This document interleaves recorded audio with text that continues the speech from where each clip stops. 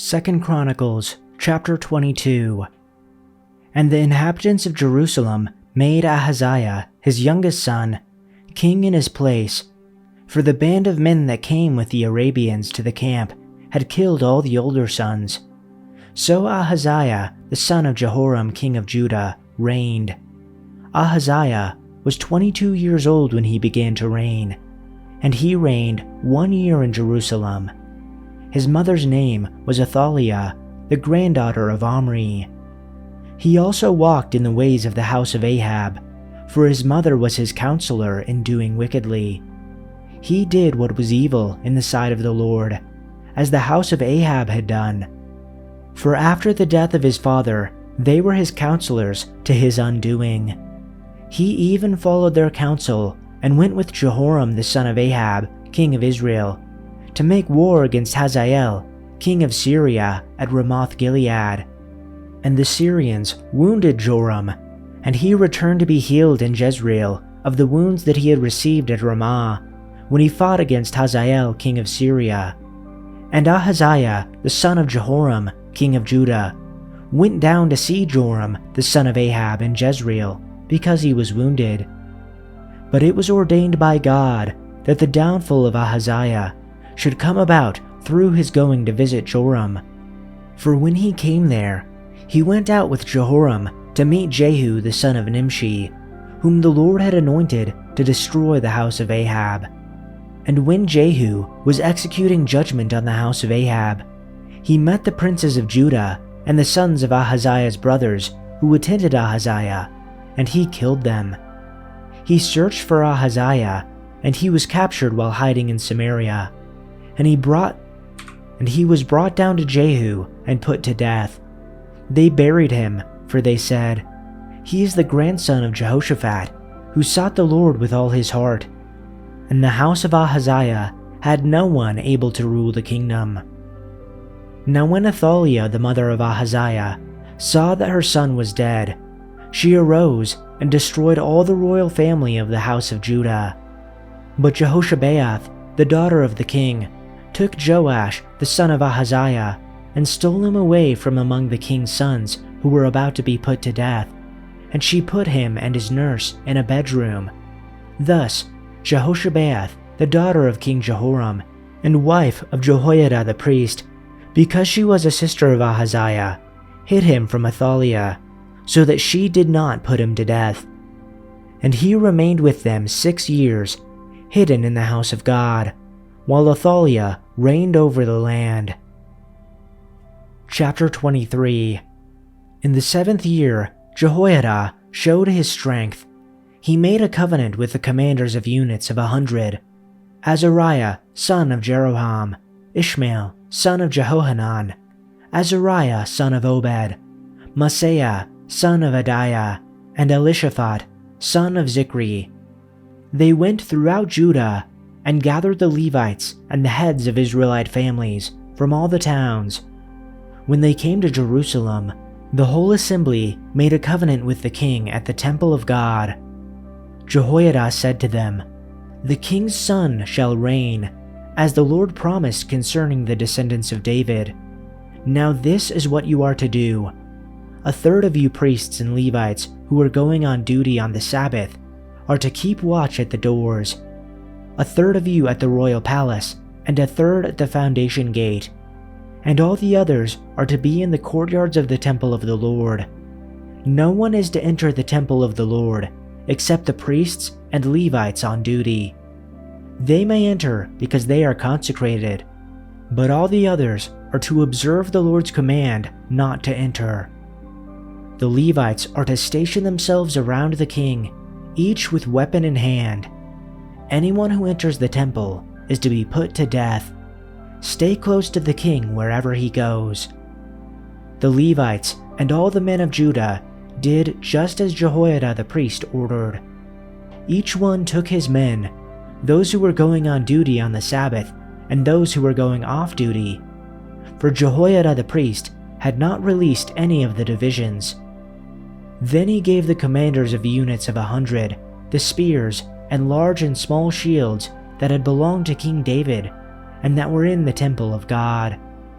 he stationed all the men, each with his weapon in his hand, around the king, near the altar in the temple, from the south side to the north side of the temple. Jehoiada and his sons brought out the king's son and put the crown on him. They presented him with a copy of the covenant and proclaimed him king. They anointed him and shouted, "Long live the king!" When Athaliah heard the noise of the people running and cheering the king, she went to them at the temple of the Lord. She looked, and there was the king, standing by his pillar at the entrance. The officers and the trumpeters were beside the king, and all the people of the land were rejoicing and blowing trumpets, and musicians with their instruments were leading the praises. Then Athaliah tore her robes and shouted, "Treason! Treason!"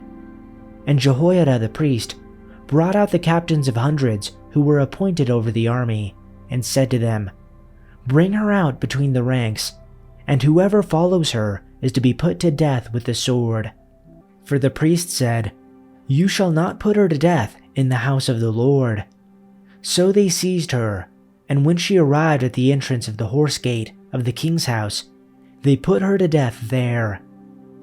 Then Jehoiada made a covenant between himself and all the people and the king, that they would be the Lord's people.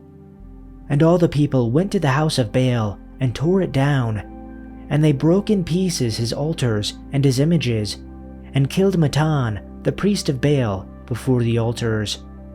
Moreover, Jehoiada placed the offices of the house of the Lord under the authority of the Levitical priests, whom David had assigned over the house of the Lord, to offer burnt offerings of the Lord, as it is written in the law of Moses, with rejoicing and singing, according to the order of David.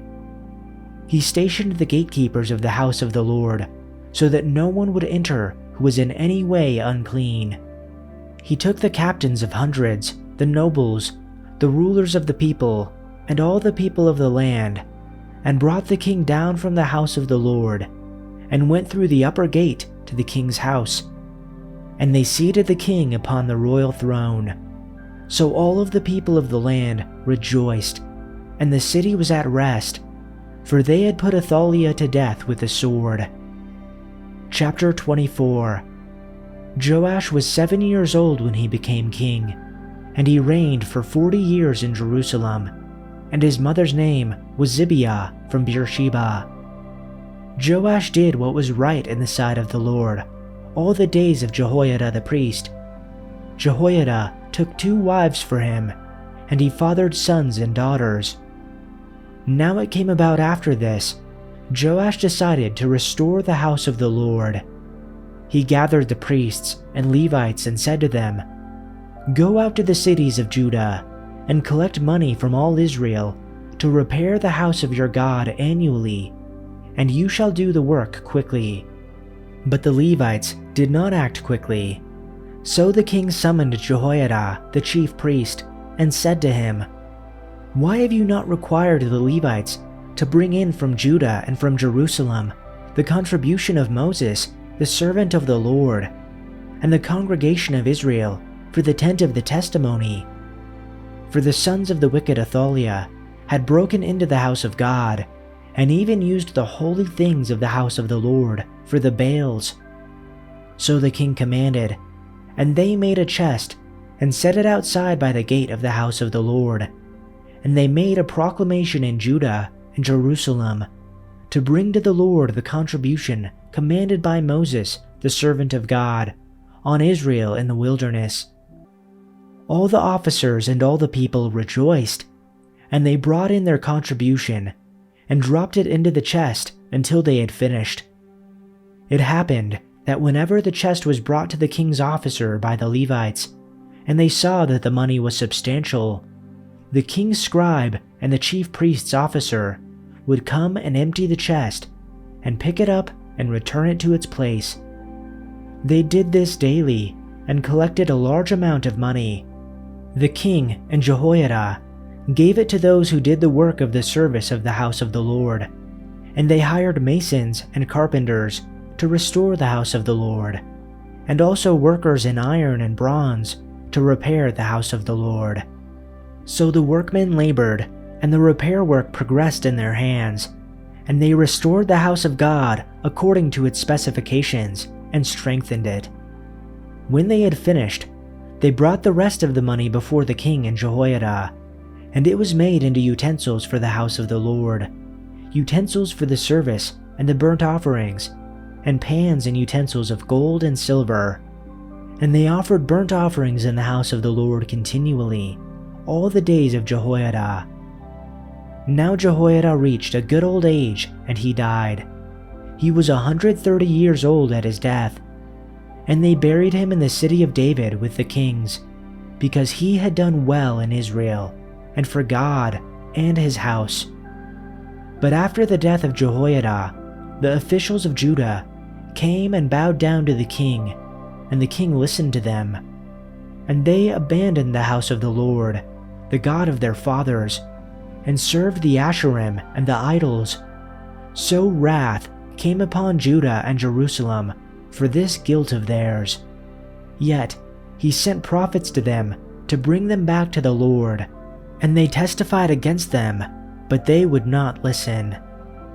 Then the Spirit of God covered Zechariah, the son of Jehoiada the priest, like clothing, and he stood above the people and said to them, This is what God has said. Why do you break the commandments of the Lord and do not prosper? Because you have abandoned the Lord, he has also abandoned you. So they conspired against him, and at the command of the king, they stoned him to death in the courtyard of the house of the Lord. So Joash the king did not remember the kindness which Zechariah's father Jehoiada had shown him, but he murdered his son. And as Zechariah died, he said, May the Lord see and avenge. In the spring of that year, the Aramean army marched against Joash. They invaded Judah and Jerusalem and killed all the leaders of the nation. Then they sent all the plunder back to their king in Damascus. Although the Arameans attacked with only a small army, the Lord helped them conquer the much larger army of Judah. The people of Judah had abandoned the Lord, the God of their ancestors, so judgment was carried out against Joash. The Arameans withdrew, leaving Joash severely wounded, but his own officials plotted to kill him for murdering the son of Jehoiada the priest. They assassinated him as he lay in bed. Then he was buried in the city of David, but not in the royal cemetery. The assassins were Josachar, the son of an Ammonite woman named Shemaiah, and Jehozabad, the son of a Moabite woman named Shomer. The account of the sons of Joash, the prophecies about him, and the record of his restoration of the temple of God are written in the commentary on the Book of the Kings. His son Amaziah became the next king.